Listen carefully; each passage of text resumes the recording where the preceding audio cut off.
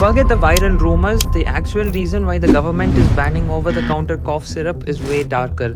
Reports found diethylene glycol in local batches that is literally industrial antifreeze.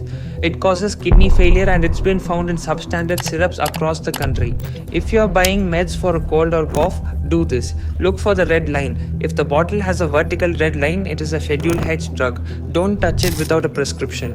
Only Tier 1 pharma brands are clearing the new CDSCO safety check. If it is a brand you've never heard of, it is a risk. Specifically, check for Strayson Pharma and toss it away. Laws are changing in 30 days and you probably won't be able to buy these anymore without a prescription. And